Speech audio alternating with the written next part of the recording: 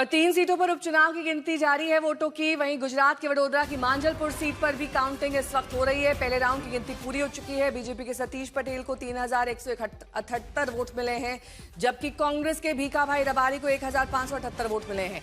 NOTA 144 vote इसमें पड़े हैं। मांजलपुर में 30 जुलाई को वोट डाले गए थे।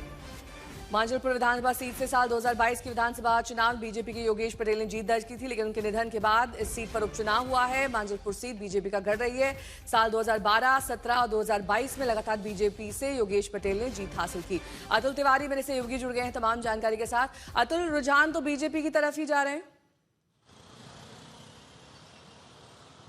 देखिए, मांजलपुर सीट की बात करें तो बीजेपी का गढ़ रहा है। 2017, 12, 17 और 22 में बीजेपी के ही योगेश पटेल ने यहाँ पे जीत दर्ज की थी। लेकिन सबसे बड़ी बात यही है कि जब 2022 में चुनाव हुए थे तब योगेश पटेल, जिनके निधन के बाद अब ये उपचुनाव हो रहा है, इसी सीट से योगेश पटेल ने 1 लाख से भी ज़्यादा वोटों के अंतर से, लीड से इस सीट पर जीत हासिल की थी। लेकिन इस बार जब उपचुनाव हुए हैं तब मात्र 37% जितने वोट पड़े हैं, यानी कि वोटों की संख्या की बात करें तो 82,000 जितना ही वोटिंग इस उपचुनाव के दौरान हुआ है। यानी कि जो 2022 के दौरान जो लीड थी उतने वोट भी इस बार के उपचुनाव में नहीं पड़े हैं। इसी वजह से सीधे तौर पर बीजेपी और कांग्रेस के बीच कांटे की टक्कर के तौर पर ये उपचुनाव को देखा जा रहा है। लेकिन अभी तक जो 9 राउंड की गिनती इस उपचुनाव को लेकर होनी है।